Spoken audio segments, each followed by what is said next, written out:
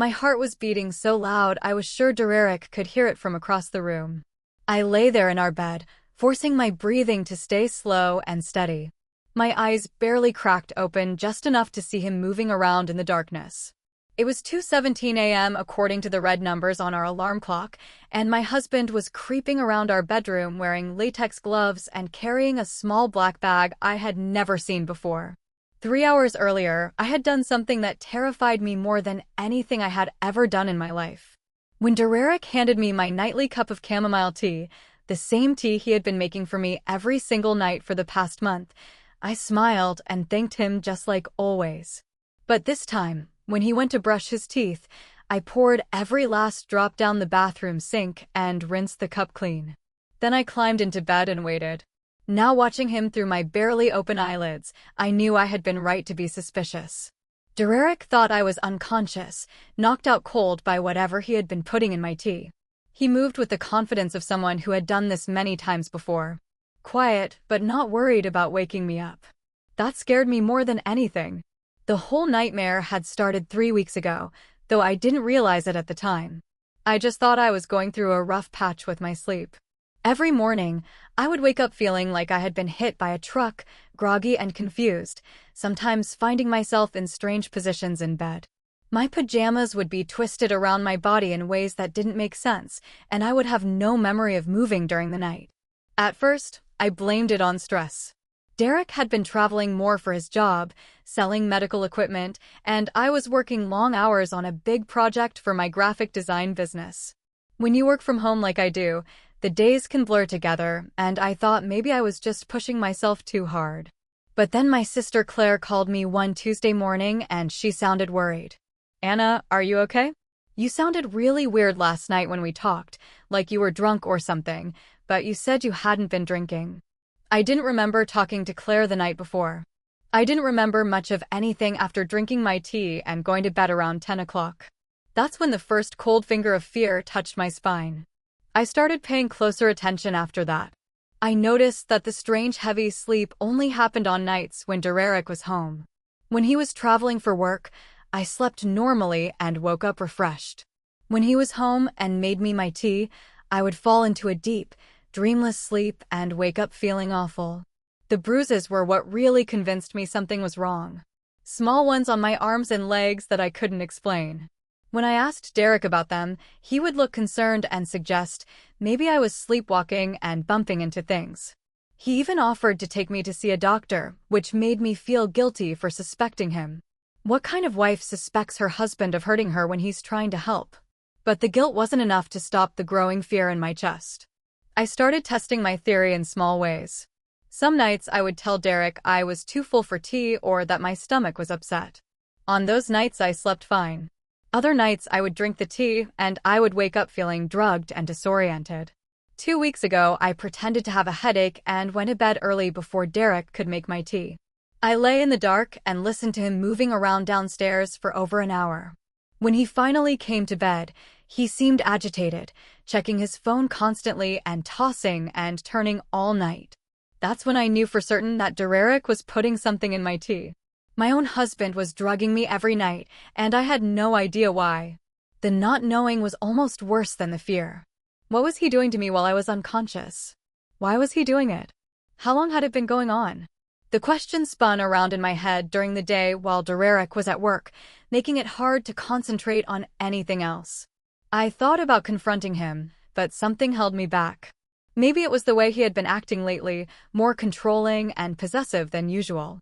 He had started questioning me about where I went during the day, who I talked to, what I did while he was at work.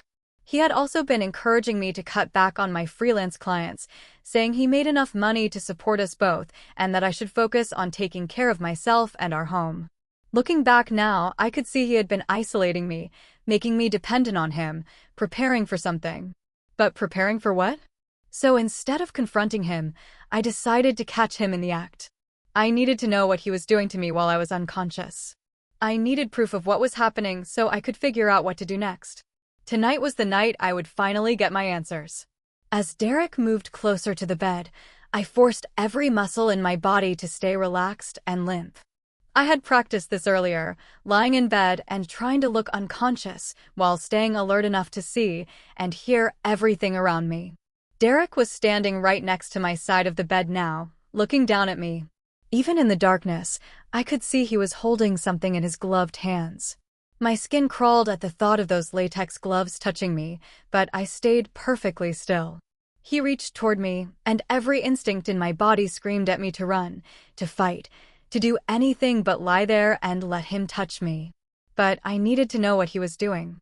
I needed to understand what my husband had been doing to me night after night while I lay helpless and drugged in our bed.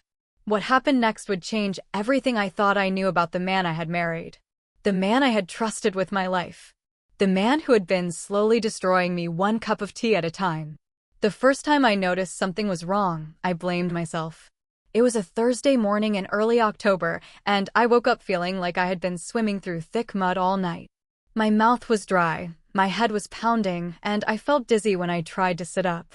Derek was already dressed for work, standing at our bedroom mirror, adjusting his tie.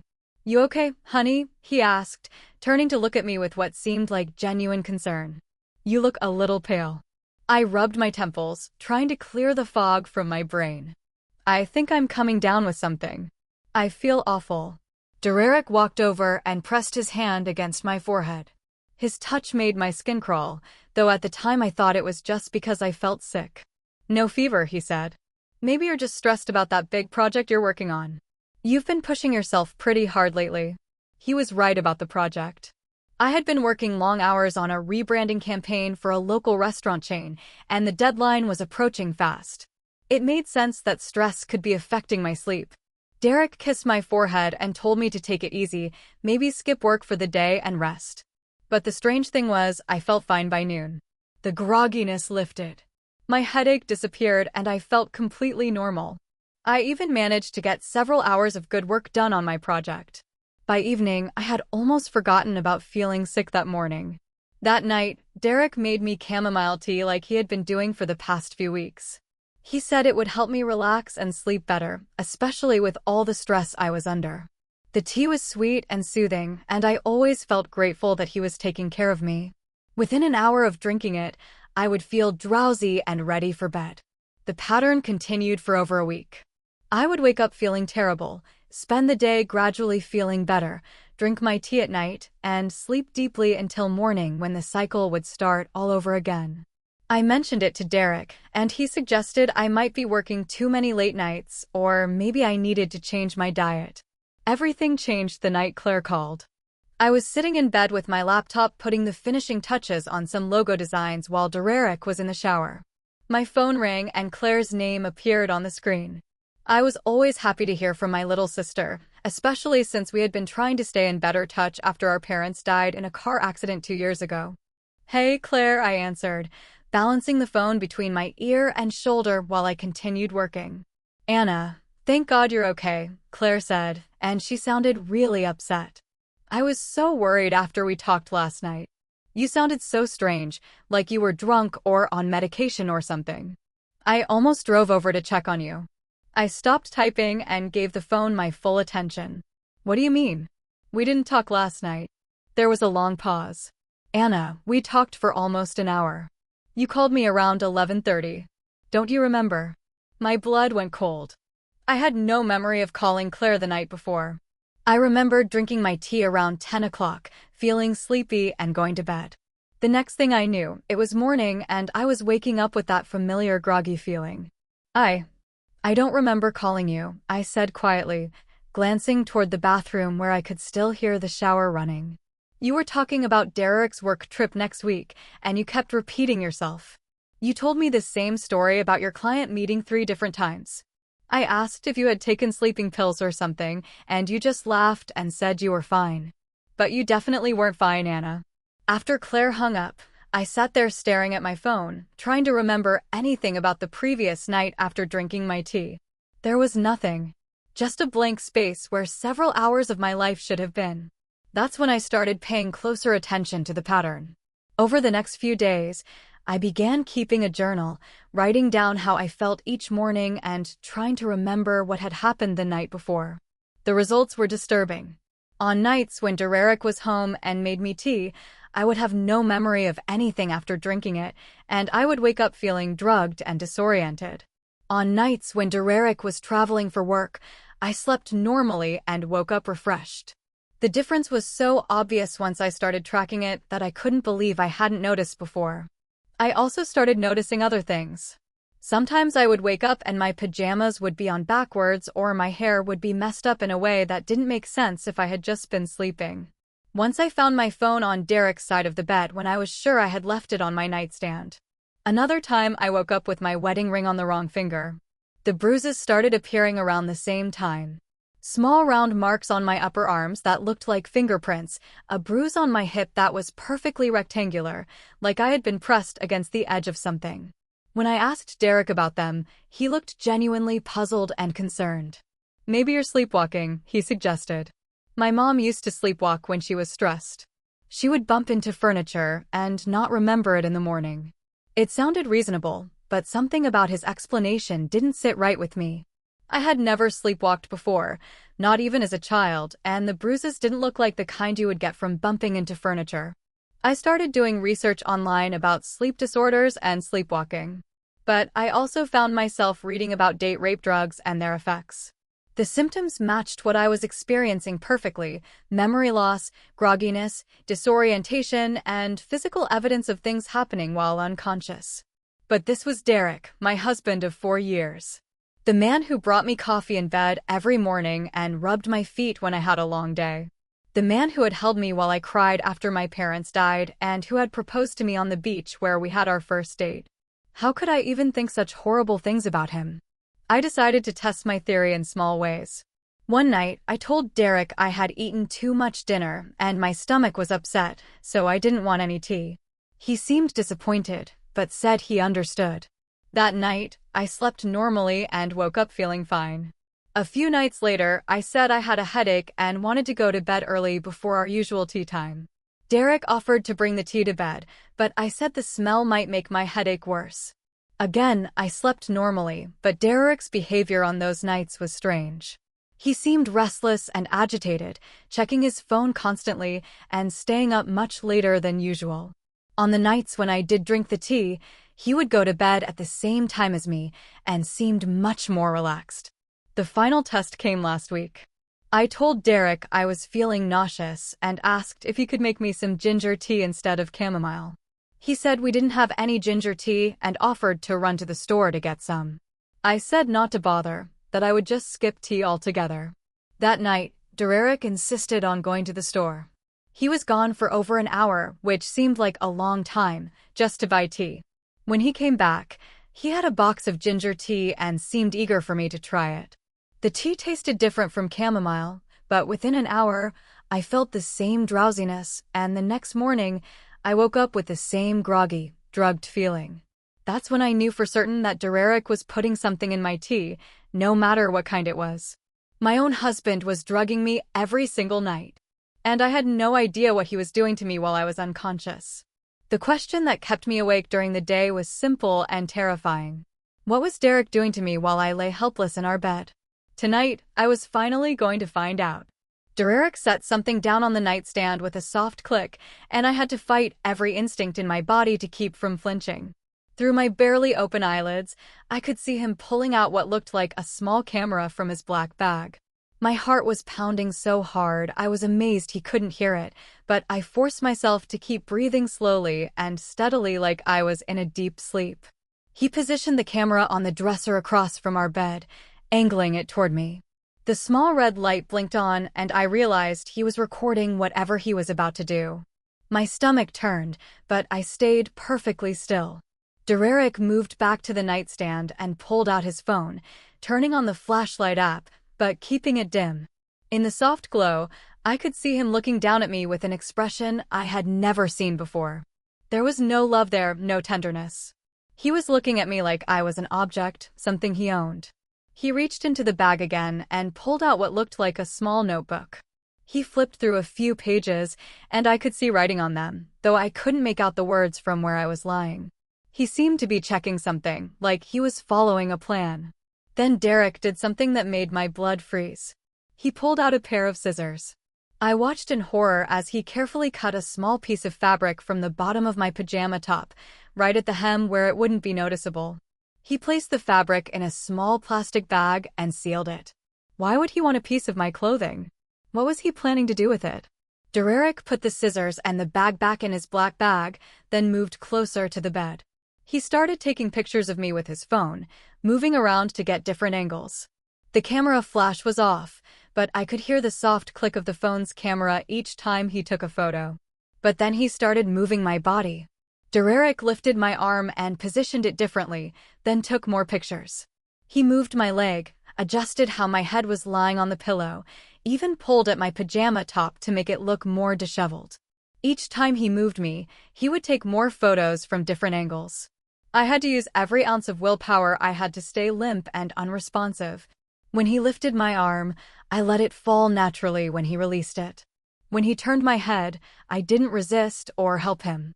I just lay there like a lifeless doll while my husband posed me for his sick photographs. The worst part was how methodical he was about it. This wasn't something he was doing on impulse. Dererick had clearly done this many times before.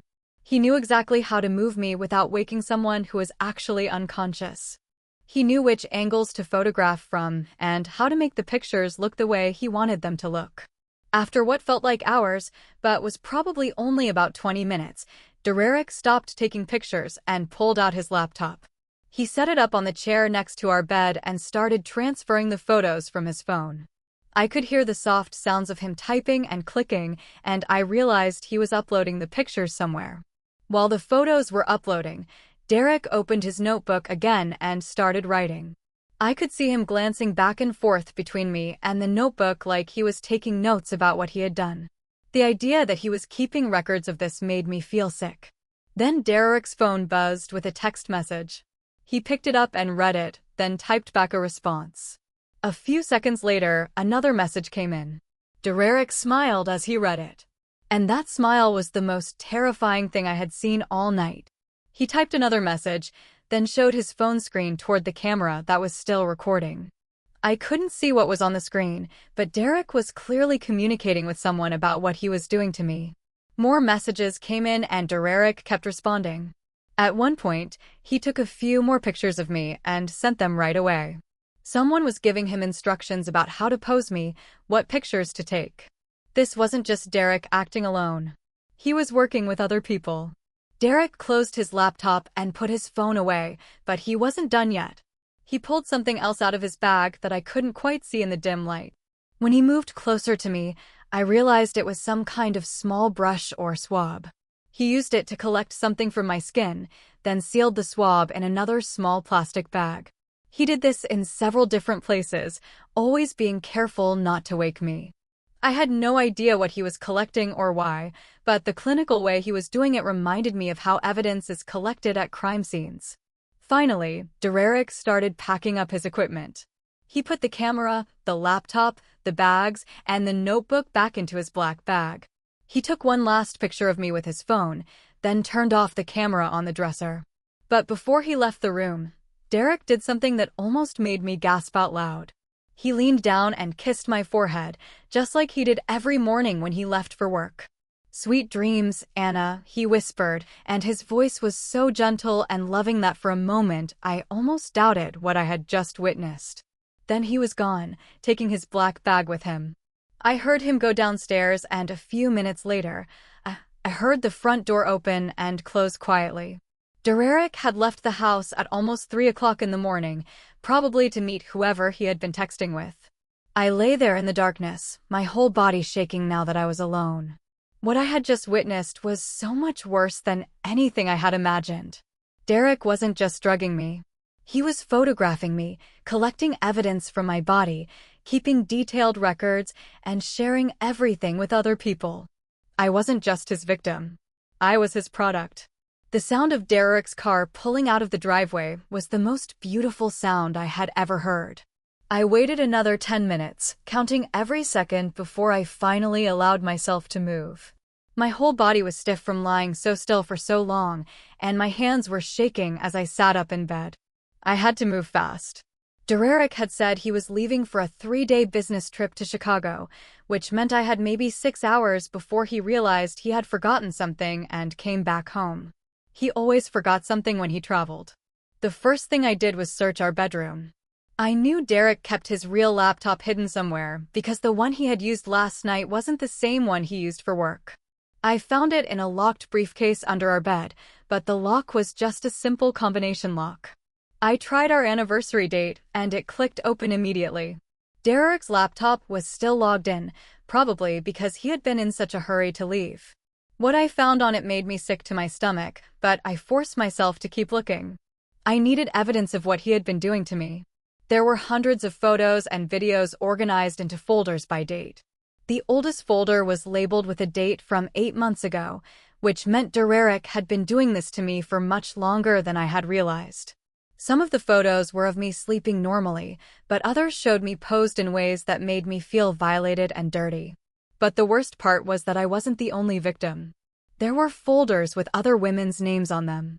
Jennifer, Patricia, Michelle, at least 6 different women, all with dozens of photos and videos. Some of the folders went back years. I opened Jennifer's folder first. The photos showed a blonde woman who looked to be in her 30s, photographed in the same way Derek had been photographing me. But Jennifer's folder had a subfolder labeled Final Session that made my blood run cold. The photos in that folder showed the woman looking much thinner and sicker than in the earlier pictures. Patricia's folder had the same thing. So did Michelle's.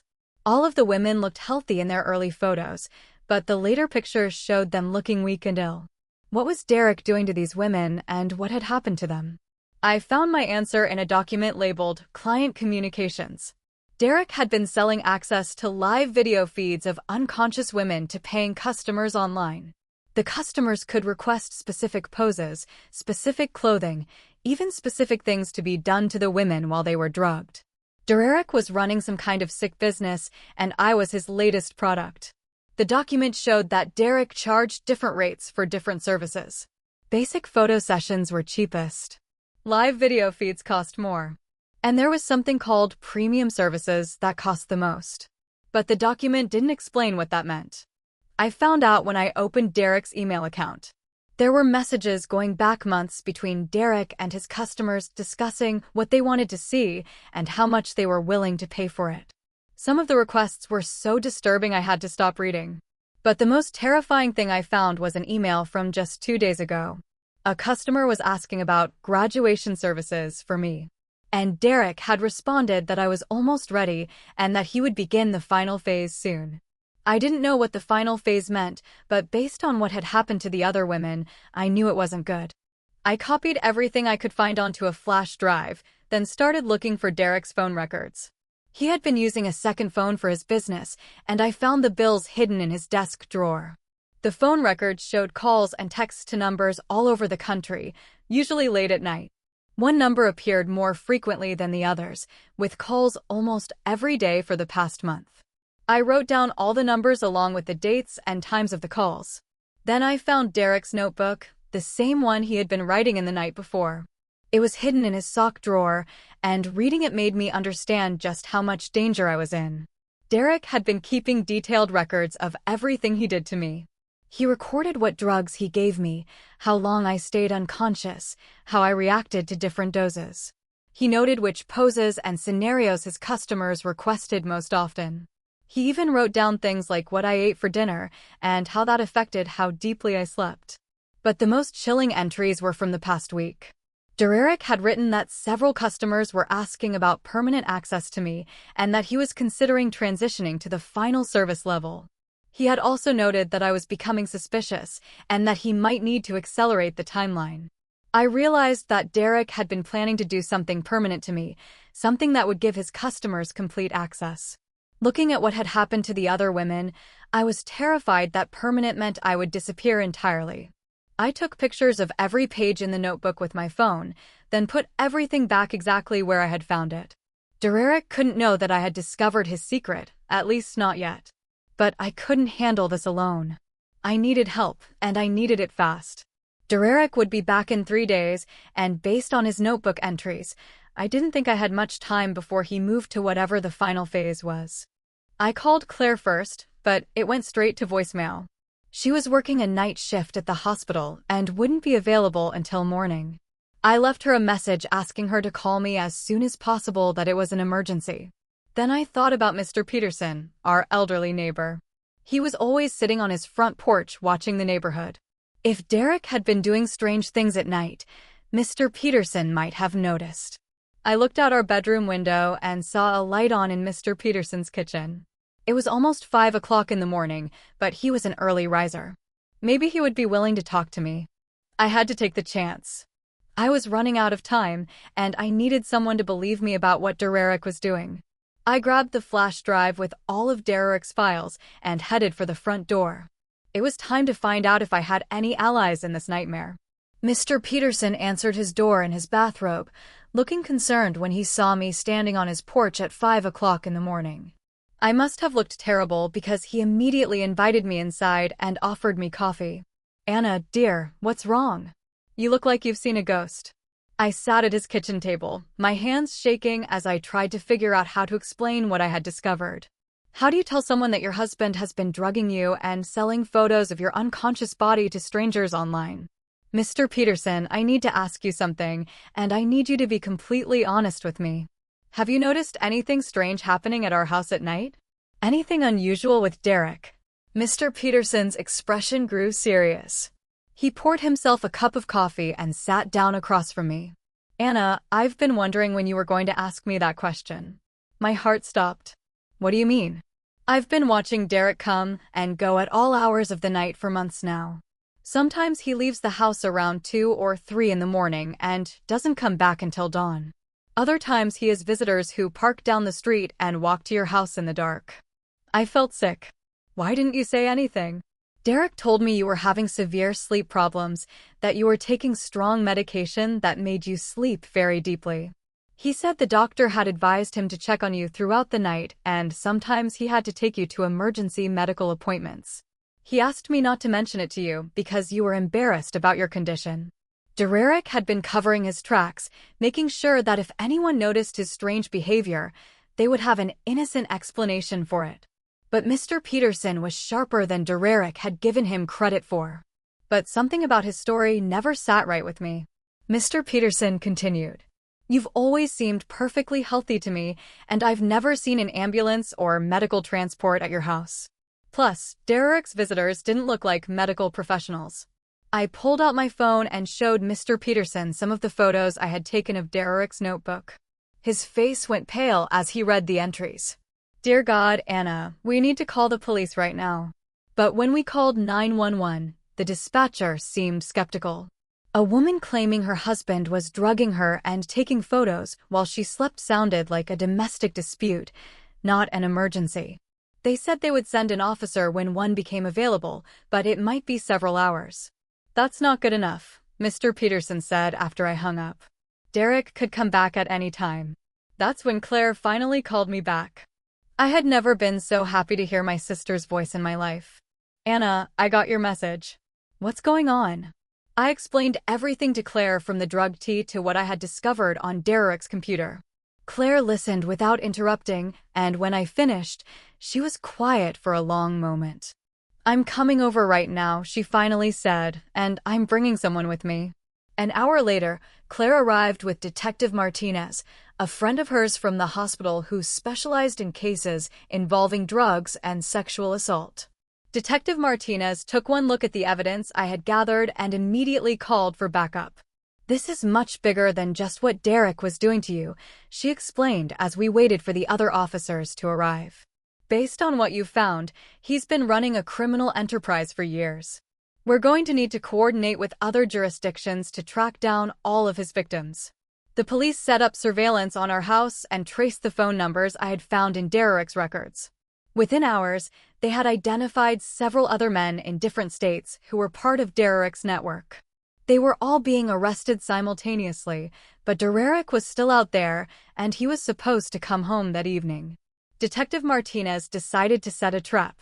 They would let Derek return home as planned, but the house would be surrounded by police officers.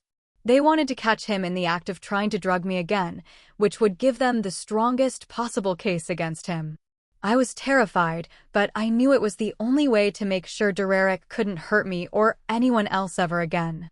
That evening, I sat in our living room with a wire hidden under my shirt, waiting for Derek to come home. Police officers were positioned all around our house, but I still felt scared and alone. Derek walked through the front door at exactly 7 o'clock, carrying flowers and a box of my favorite chocolates. He kissed me hello and asked about my day, acting like the loving husband he had pretended to be for so long. "I missed you," he said. And for a moment, I almost believed him. But when bedtime came and Derek went to the kitchen to make my tea, I knew the man I had married was gone forever. He brought me the cup with the same gentle smile he always wore, and I pretended to drink it just like I had 2 nights before. "Sweet dreams, honey," Derek said, kissing my forehead. 20 minutes later, when Derek thought I was unconscious, he went to get his black bag from the closet.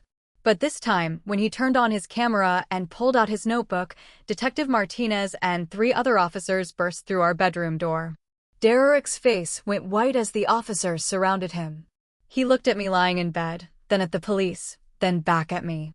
That's when he realized I was awake, that I had been awake the whole time. "You knew," he whispered. And for the first time since I had known him, Derek looked genuinely afraid. "I knew," I said, sitting up in bed. "I knew everything." As the police led Derek away in handcuffs, he kept looking back at me with an expression I couldn't read. Maybe it was anger. Maybe it was disbelief. Or maybe it was just the realization that his carefully constructed world had finally collapsed. The investigation that followed Derek's arrest uncovered a network of predators spanning multiple states. 17 women came forward as victims, and Derek was eventually sentenced to life in prison without the possibility of parole. I moved in with Claire while I recovered, both physically and emotionally. It took months of therapy to work through what Derek had done to me, but I slowly began to rebuild my life. The hardest part was learning to trust again, to believe that not everyone who claimed to love me was hiding something dark underneath. But with Claire's support and the help of other survivors I met through victim advocacy groups, I found my strength again. A year later, I started a nonprofit organization to help other women who had been victims of similar crimes. I used my graphic design skills to create educational materials and websites that helped survivors connect with resources and support. Derek had tried to make me a victim, but instead he had made me a survivor, and now I was using that survival to help others find their own strength and their own voices. The nightmares still came sometimes, but they were getting less frequent. And when they did come, I reminded myself that Derek was locked away forever, that he could never hurt me or anyone else again. I had trusted my instincts. I had been brave enough to seek help, and I had survived. That was something Derek could never take away from me.